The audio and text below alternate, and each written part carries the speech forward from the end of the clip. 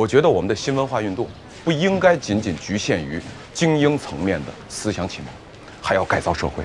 钟福兄恕我直言，我觉得你那个20年不谈政治的想法太不切实际了。首长，今天的相聚很可能会变成一场辩论啊！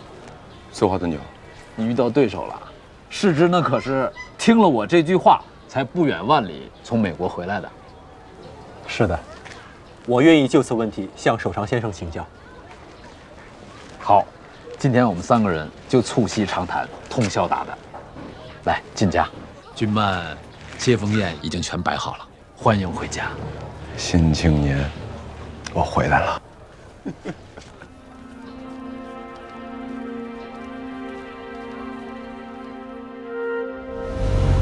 1918年，北大红楼落成，这座红色建筑从此成为新文化运动的大本营，5四运动的策源地，以及传播马克思主义和社会主义思想的基地。我上任的第一件事，就是来北大拜见您。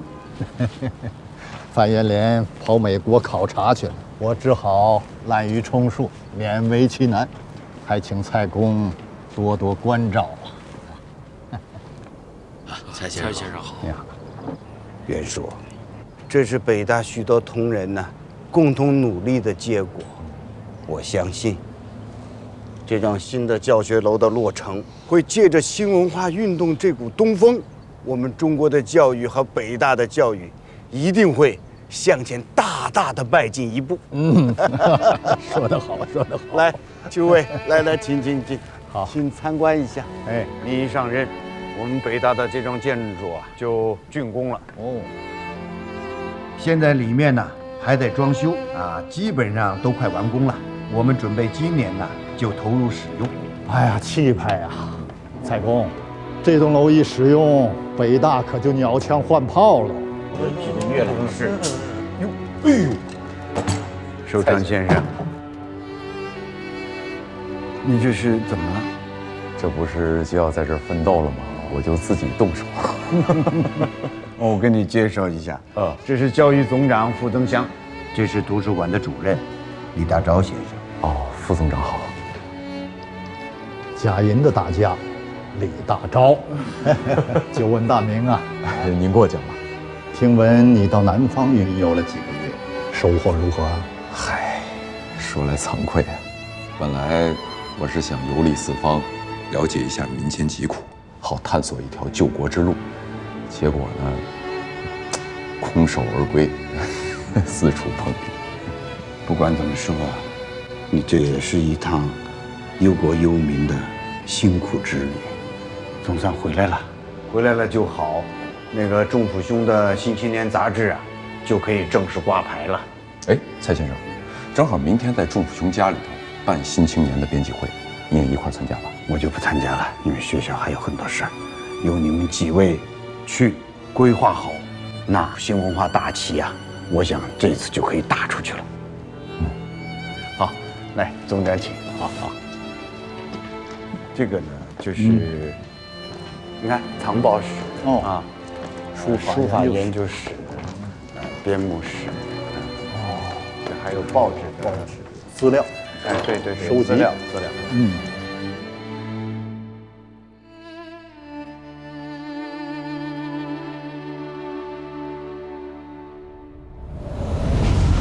哎呀，你们这些大文人啊，最需要补脑了。来，花生瓜子。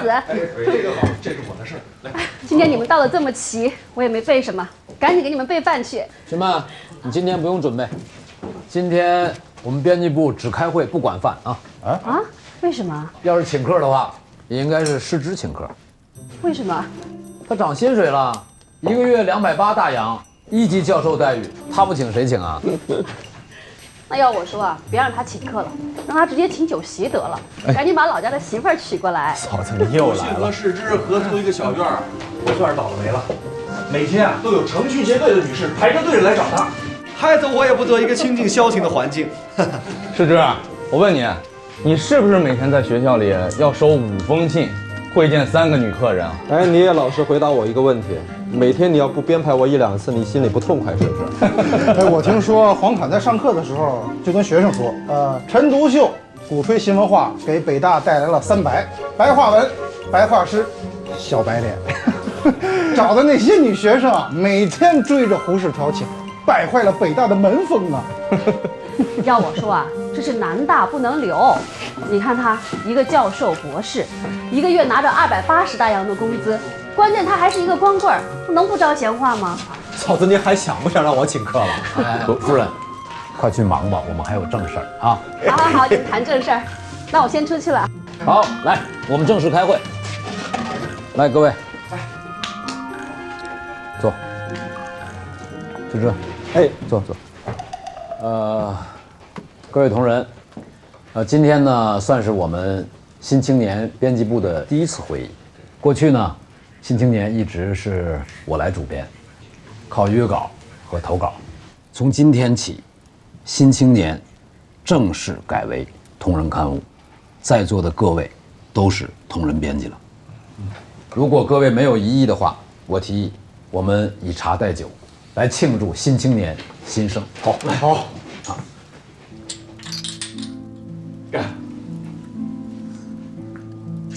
哎呀，将来不知道会不会有人还记得今天这个日子。会的，凭着咱们自己的努力。坐下。采取同仁编辑以后，新青年从第4卷第1号开始，正式取消投稿章程，所有稿件，包括撰文和译文，一律由编辑部的同仁共同担任。用稿采取集体商议制度，每出1期，开1次编辑会，商定下一期的稿件。同仁编辑还是需要一个主事的，我看这个人选非政府就莫属，大家都同意吗？同意。谢谢，感谢各位的信任。各位同仁，我们新青年以北大为依托，以科学和民主为旗帜，以倡导新文化运动、宣传新思想、培育新青年为基本宗旨，意在整个中国掀起一场广泛而深刻的思想启蒙运动，寻找一条科学的救国道路。希望各位同仁齐心协力，共同肩负起这个神圣的使命。你这话说得我心里头热乎乎的。不用哭，真的说不行。诸位4个多月了啊，我在南方游历，到处游说，到处碰壁，整个中国全处在一个麻痹的状态。所以我认为，启发民智是咱们新青年的第1要务。启蒙要有针对性，倡导新文化就要批判旧思想。咱们新青年要以复古复辟思潮为靶子，发起猛攻。而且，可不能用力过猛啊，容易伤着自己。不破不立，不把那些复古派、复辟狂批倒批臭，哪里来的新文化？新青年对于青年的号召力和影响力主要集中在于评论时事上。我认为这方面的稿件应该加强。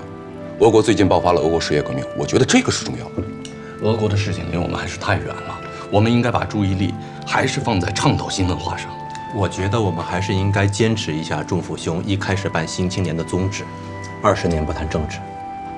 现在中国的局面是这样的，2个政府和军阀割裂，在这样一种情况下，政坛上的水太浑了，最好不要轻易去趟。20年不谈政治可能吗？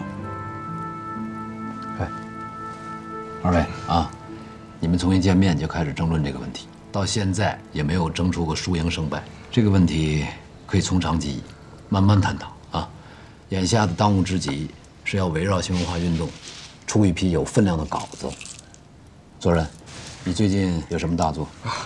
我新来乍到，还要适应一段时间。哎，周树人最近状况如何？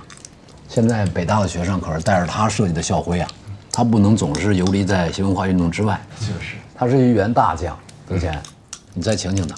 想要请他出山，恐怕还是你这个主帅亲自出马才行。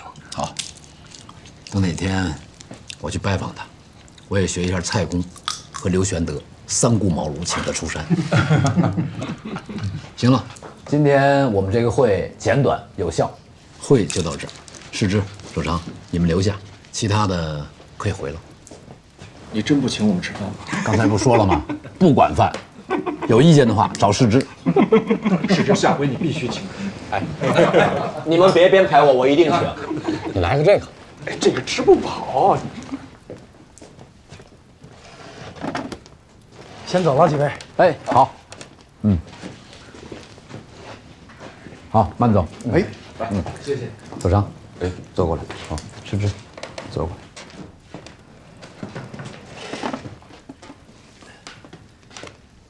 让你们二位留下来，是因为刚才我看到了你们两个对于办刊的思想各有各的想法。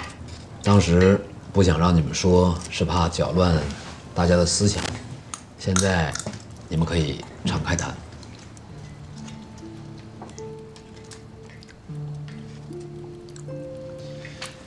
我的想法很简单，新青年的办刊宗旨是思想启蒙，以改造国民性为救国的根本思路，在文化思想上替中国的政治建筑了一个革新的基础，而不是直接的去解决政治问题。一厢情愿了，世之。我们身处这么一个波澜壮阔的大时代，讨论思想启蒙，怎么可能避开关系到国家生死根本的政治问题？政治问题，政治是权术，是交易，是一种肮脏的游戏，跟做学问风马牛不相及。这是偷换概念。政治是政治，权术是权术啊，两码事儿。我们如果启蒙思想脱离于评论时事的话，那是什么？那是空谈。空谈是什么？空谈误国，向来如此。什么是时事？北洋政府和南方政府对立，它是不是时事？按你这么说的话，咱们新青年也应该去议论一下，两个政府是该和呢，还是应该打？你要搅和进去的话，你说你还是不是做学问？大政治，我说的是大政治。这个国家的方向和道路应该往哪个方向走，这个总需要讨论吧？那你说中国应该走什么样的方向？最近我看了中国和日本关于俄国10月革命的报道，我看完以后深受启发。布尔什维克政党通过暴力革命夺取了政权，在俄国掀起了一场新的革命。什么新的革命啊？刚才你也说了，他们是通过暴力夺取了政权，还是换汤不换药？你太武断了吧，世之！他们的纲领你看了吗？我看了，我觉得对于解决中国实际问题很有帮助。我最近就想研究它。我对俄国的10月革命也很感兴趣，我们一起研究吧。要论到发展模式，我还是建议我们应该全面的向美国学习。你看，这说着说着，就说到一个话题上了。我过去说20年不谈政治，是不想再像以前那样直接搞政治斗争了，想一心一意地致力于思想启蒙。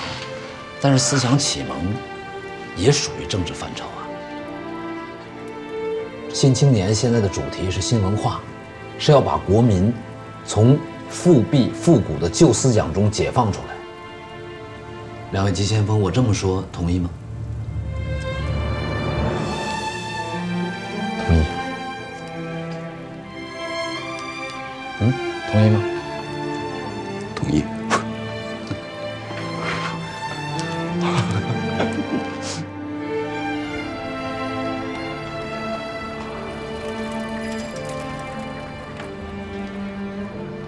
林书老先生啊，他托人给我带了话，说是要在我们北大也要办一个讲座，还要讲一讲桐城派啊。林书，他应该来讲西方文学名著啊，他讲什么桐城派？这不明摆着跟我们叫板吗？这顾汤生啊，他开了个好头，他这一下子把师生关于学术研究的热情啊给调动起来了。我在想啊，你们各位大家那得出面呐，要不然阵地就要丢了。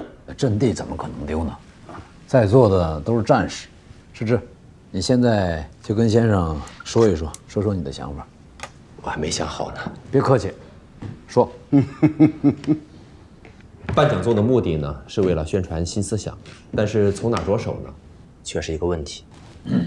现在时局很乱，社会问题很多，青年学生他关注的焦点呢是中国的去向，所以我也很纠结，办这个系列讲座究竟是谈时事呢，还是谈学术？哎，世之，关于这个问题，我还真想跟你论一论。我认为学术和时事吧，你现在不是争论的时候啊。这个20年不谈政治，那是当时我创办《新青年》的时候提出的一个办刊宗旨。不过，什么是政治？这也很难界定。那回头看来，《新青年》议论的很多问题都是实事，大家感兴趣的也是实事。所以我看啊，既然是阵地争夺嘛，就要有针对性，要抓住青年最关心的话题。我同意，不要自己把自己给束缚了。大家关心什么问题，咱们就谈什么问题嘛，不要有条条框框。哎，晶晶，先生，外交部来电话说有急事找您，您看就在这儿说吧，没有什么可回避的。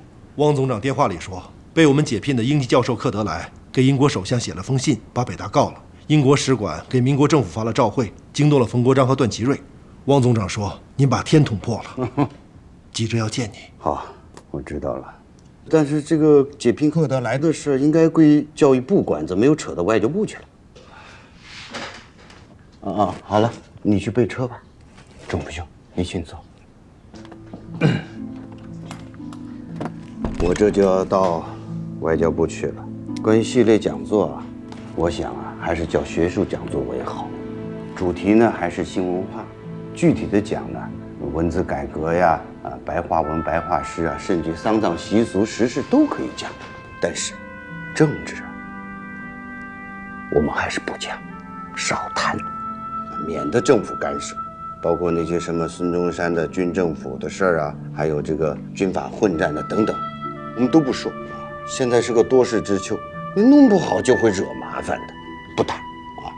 政府啊，这个讨论还是由你来主持，个人都可以讲啊，题目可以自选，反正形成新文化的系列吧。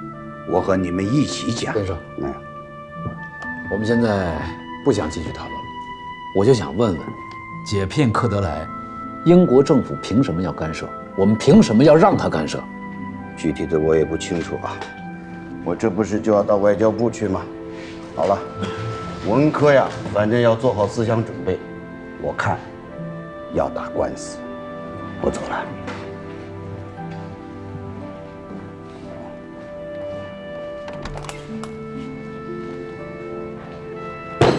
师之，关于学术和时事这个问题，我是这么认为。哎，行了，我们现在不讨论这个学术和时事的问题了，我们就来讨论一下克德莱的事儿。好，这才是真正的阵地争夺。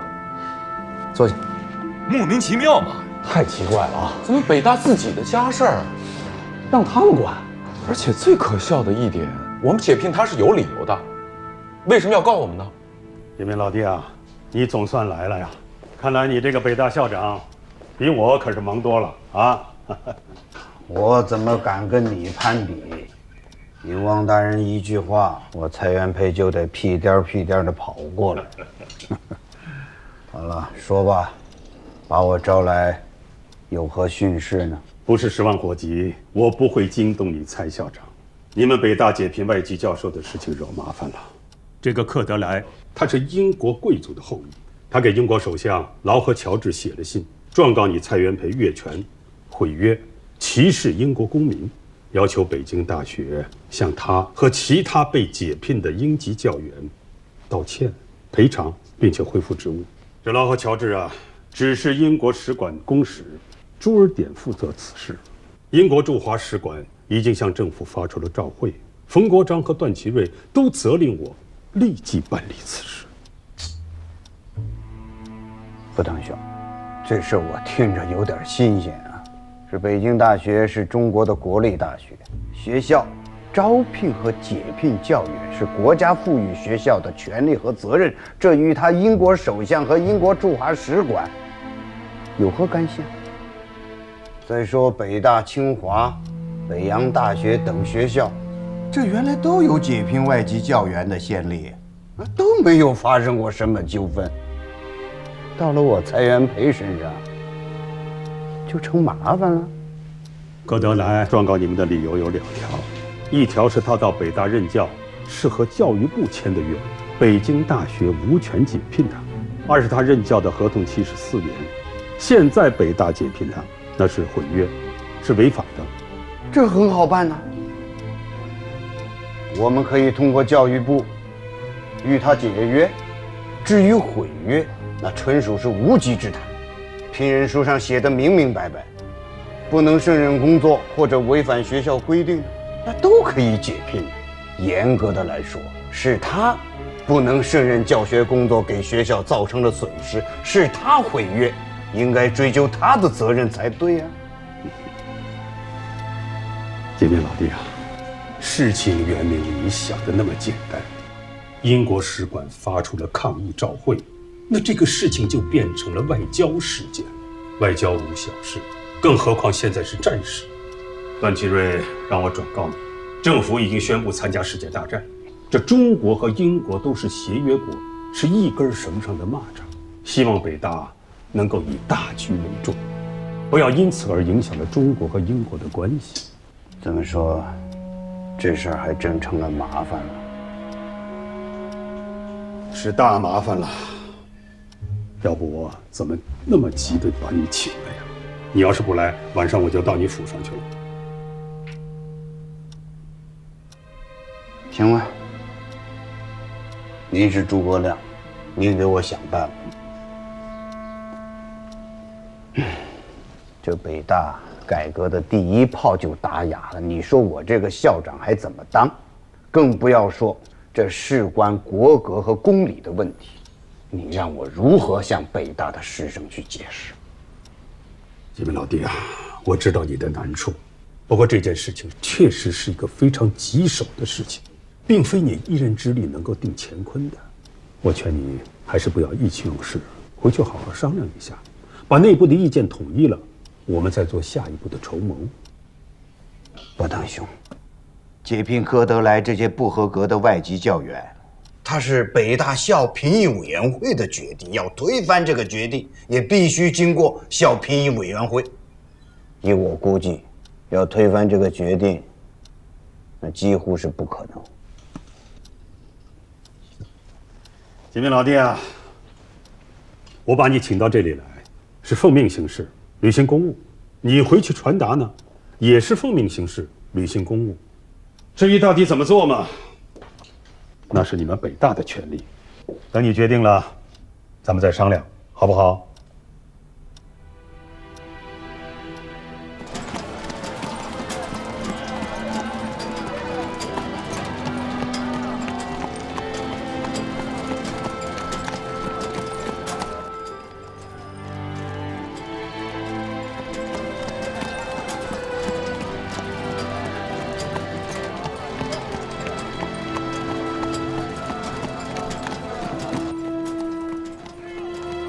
老姜，不回北大了，我们直接去教育部。驾！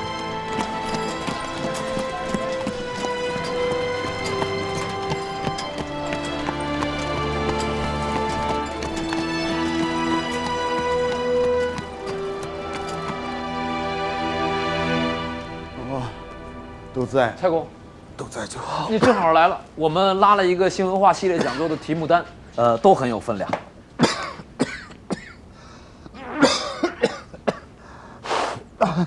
蔡公，郑府兄给碗水喝。蔡公，哎，发生什么事了？首长，哎，给碗大碗的水。哦。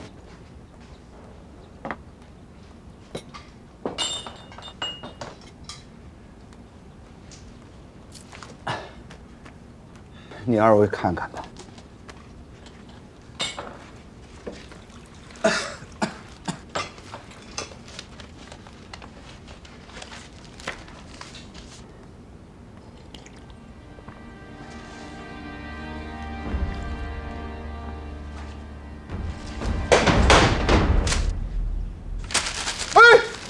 周副将，强盗逻辑，周副使欺人太甚，使不得。这是外交照会的副本，仅此一份，不能这样。咱们还是赶紧商量一下这事儿，看怎么解决啊！置之不理，我行我素。我就知道你是这个态度。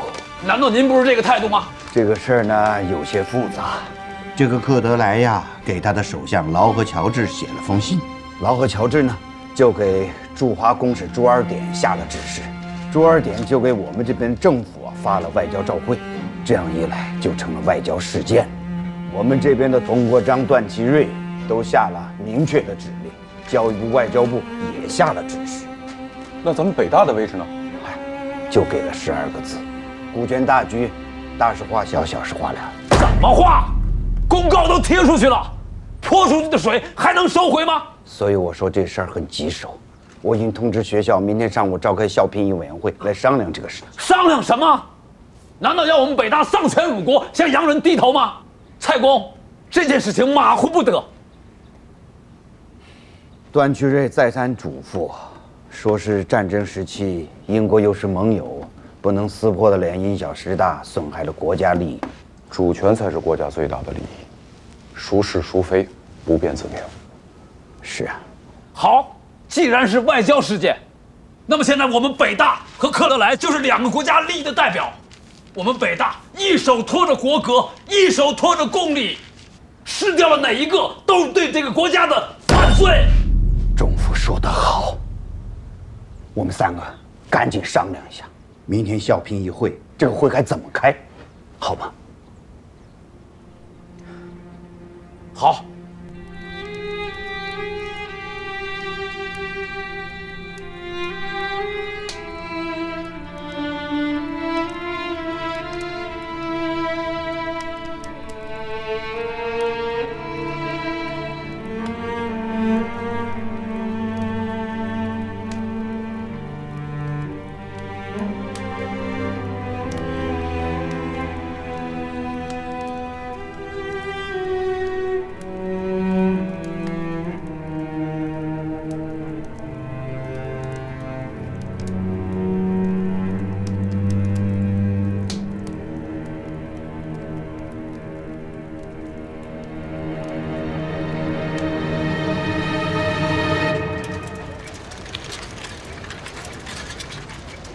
各位，现在情况很不妙，因为科德莱啊已经提出要我们北大道歉赔偿受贿偿命，而且英国使馆也发了照会，这边的冯国璋、段祺瑞下了明确的指示，外交部、教育部要我们限期解决问题。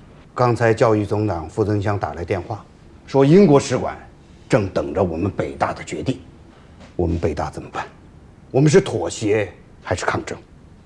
请各位发表意见。好，请钟府先生发表意见。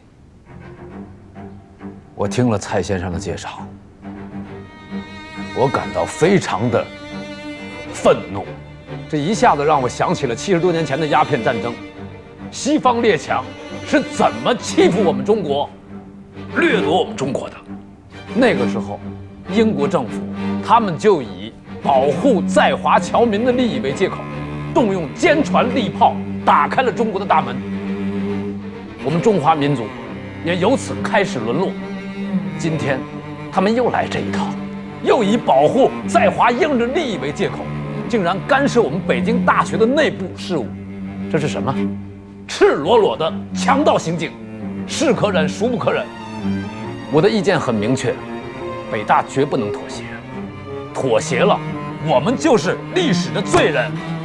各位先生，我不远万里从美国回到我的祖国，我为的就是要做一个堂堂正正的中国人。英国人的做法太荒唐了。如果就连这样无耻的要求都要我们屈从的话，我们还谈什么主权和国格？就连我们最基本的人格都没有了。对，我们绝对的中国人，我们绝不妥协。这是跟中国人。诸位，为了对我们的北大负责，咱们能不能想一个万全之策，以防万一啊？放心，昨天晚上，首长查阅了整个事件的全部资料。我提议请他发言。首长，请讲。好，各位评议员，我查到了蔡先生刚刚上任时呈报的北京大学教改方案，其中有一条，北京大学有权自主决定对于教员的解聘和聘任，这是得到了当时民国大总统黎元洪的批准，这是有法定效益的。另外，我又查到了教育部关于北京大学成立校评议委员会的批复文件，其中也有一条，北京大学校评议委员会可以根据实际情况解聘不合格的教员。这2条足以证明了克德莱的诉讼纯属是无稽之谈。首长，我听得出你昨天晚上肯定是一宿没睡，不过你不会白白熬这个夜的。应该的，蔡先生。蔡先生，好，你请讲。我也查阅了一些国外类似的案例，像这样一种情况，可以由学校组成一个教授团，和当事人所在的使馆来进行磋商，通过外交谈判来进行协调。协调无效的话，我们可以向法院提起民事诉讼。仲副，好像这几个人都是昨天晚上一宿没睡啊。蔡先生，昨天晚上一宿没睡的何止是我们啊，德潜、半农、一涵，还有学生郭新刚、邓中夏。昨天夜里有多少学生在文科办公室查了一夜的资料？邓中夏他们还起草了北大同学给英国驻华使馆的抗议书和致北洋政府的公开信，以备不时之需。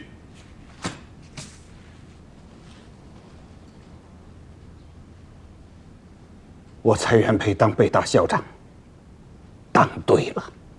我谢谢诸位的鼎力支持。好了，现在既然大家意见都统一了，就没有必要再进行表决了。我马上就给傅增强打电话，告诉他我们北大的态度。另外，请大家要酝酿一下，要赶快把教授团和学生后备团赶紧组织起来。这个事儿，请仲甫先生来负责。大家有意见吗？没有。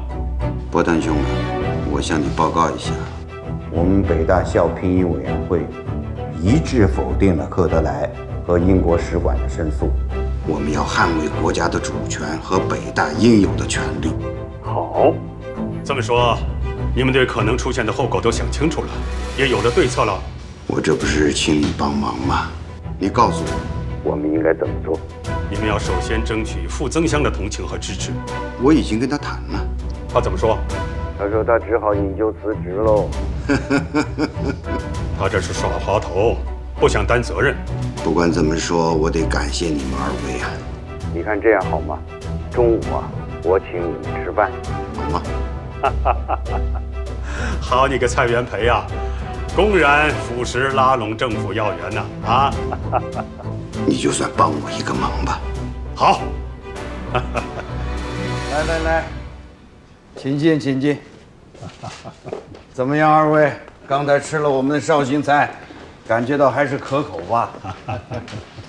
受君之食，忠君之事啊！哎呀，你有什么阴谋诡计，赶紧出招吧！段祺瑞下午就要听汇报，如果这关过不去，你我都得辞职。是啊，事情紧急，事态严重。朱二点今天上午打了3个电话催问结果。好，来来来，喝点茶。那既然如此的话，那我先把情况向二位说一下。不瞒二位说，我北大的校评议委员会啊，没有一个是懦夫。今天上午开会，我话还没说完，嗨，整个会场就炸了锅了。大伙儿一致决定，抗争到底，绝不给国家和北大丢脸。那你们准备怎么抗争啊？组成教授团，与英国驻华使馆谈判。谈不拢怎么办？谈不拢，就上法庭。那段祺瑞那里怎么办？他可是个说翻脸就翻脸的军阀呀！哎，袁术，他段祺瑞也是中国人吧？他总不能卖了祖宗胳膊肘向外拐。我们跟他讲道理嘛。我看他能听得进去你们的那些小道理吗？这什么话？怎么会是小道理呢？一，我们有2份政府的文件，足以证明我们解聘克德莱的合法性；二，我们有确凿的证据，足以证明解聘克德莱的合理性。他身为政府总理，段祺瑞应该是维护我们的合法权益，总不会反其道而行之吧？我可以肯定地说，段祺瑞绝对不会理会你提供的那些信息。蔡建民，不要卖关子了啊！赶快亮出你的杀手锏吧！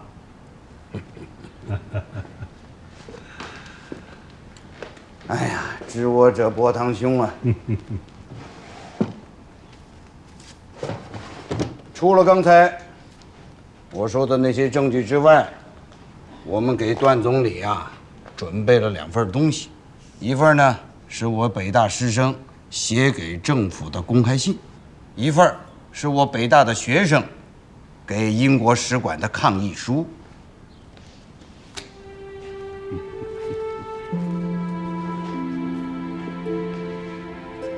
这东西能管用？管用，管用！好你个蔡建民啊，果然是阴险狡诈，一下子就抓住了段祺瑞的软肋。胡总长，你下午就拿着这些材料去找段祺瑞，我保他不但不向你发火，还得低三下四的向你求计。到时候啊，你就让他找我。你俩可是把我弄糊涂了。这是再清楚不过的事情了，哪头轻哪头重，他段祺瑞拎得清。没想到杰民兄还有如此的心计啊！佩服，佩服！别，我告诉你，我向他学的，近朱者赤，近墨者黑呀。你们这2只老狐狸呀！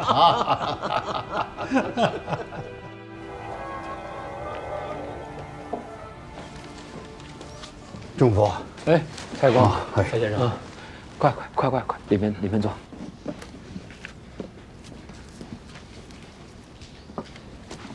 钟副兄，好消息。哦，首长，哎呀，首长还记得我。什么好消息啊，蔡先生？段祺瑞呀，同意了我们北大方案，要求我们北大的教授团呢，尽快的与公使馆展开谈判，解决科德莱的事件。好，而且刚才傅增强也说了，段祺瑞一再强调，要我们北大的学生啊，不要上街游行，不要冲击使馆，不要跟外国人发生冲突。刚才王大谢也跟我说了，他要我们赶紧准备谈判的方案。他呢和朱二得约时间。现在材料和证据都准备差不多了，后援团由邓中夏还有傅斯年他们张罗，学生们积极性都很高，只是现在这个谈判团的人员我们还在斟酌。初步想是由我、世之还有首长组成，世之主谈，首长负责材料。太好了，钟副兄，我有个小小的建议啊，您说，你看能不能把顾鸿铭也吸引进来？一个呢，他外语比较好；另外一个呢，顾鸿铭在国外还是很有影响，尤其是在华的外国人对他还是很崇拜的。这个呢，我们也有过这个想法。就是这个老先生太古怪了，毛病也多。我们一是怕请不动他，二是怕来了再闹事儿。哎，其实你们并不了解顾鸿铭，他这个人呢，最恨那些自以为是的外国人。他要听说了，请他和那些别有用心的外国人做斗争，一个是他有经验，二个他肯定很有积极性。当然，顾鸿铭也有些毛病，他喜欢摆个谱。我想你们去约他的时候啊，尽量谦逊一些，说些好话。钟府，由你出面请他吃个饭，如果他有什么要求，就尽量满足他。好，我试试。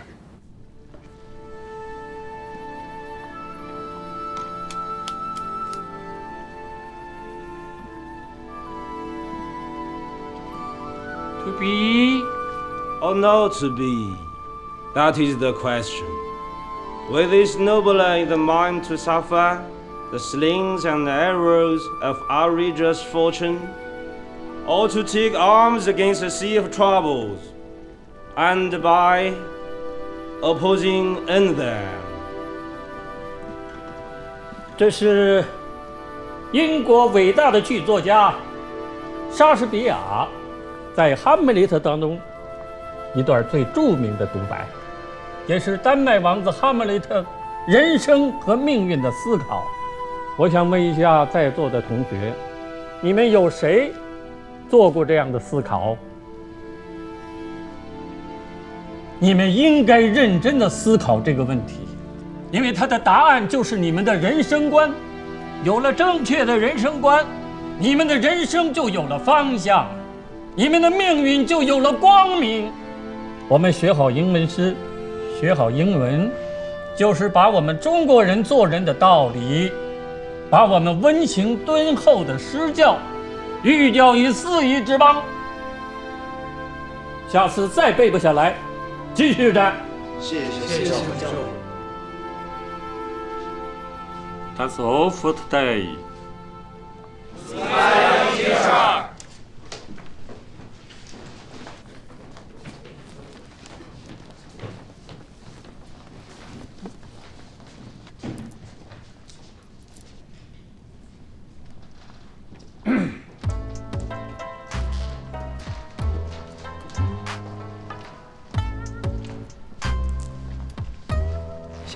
先生，